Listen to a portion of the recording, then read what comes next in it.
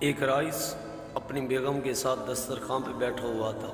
دسترخوان اللہ پاک کی ہر نعمت سے بھرا ہوا تھا۔ اتنے میں ایک فقیر نے صدا لگائی کہ اللہ تبارک و تعالیٰ کے نام پہ کچھ کھانے کے لیے دے دو۔ اس شخص نے اپنی بیوی کو حکم دیا، سارا دسترخوان فقیر کی جھولی میں ڈال دو۔ عورت اٹھی اور ایسا ہی کیا جیسا اس کے شوہر نے بولا تھا۔ عورت نے جب اس فقیر کا چہرہ دیکھا تو دھاڑے مار کے رونے لگی۔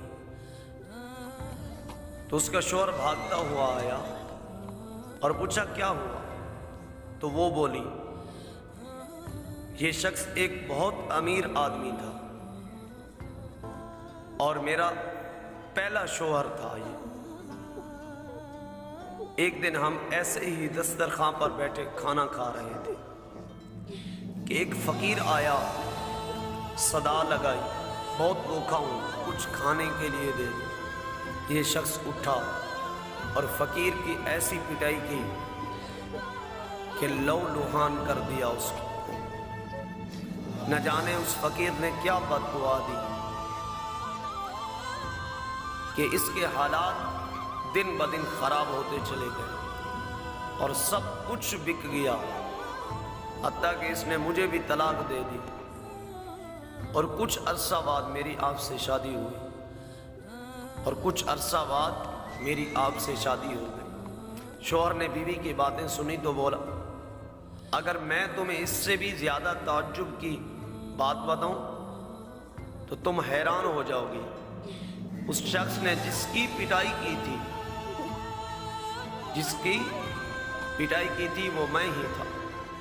قدرت کا بھی عجیب نظام ہے یار۔ اللہ پاک نے مال دولت بنگلہ اور بیوی بھی چھین کر اس شخص کو دے دیا جو فقیر بن کے کبھی اس کے در پہ آیا تھا، اور چند سال بعد اللہ پاک نے اس شخص کو فقیر بنا کر اسی در پہ لا کر کھڑا کر دیا۔ ہمیشہ اللہ پاک کی نعمتوں کا شکر ادا کرنا چاہیے اور دوسروں کی مدد کرنی چاہیے۔ اللہ پاک ہم سب کو اپنی حفظ و امان میں رکھے، آمین۔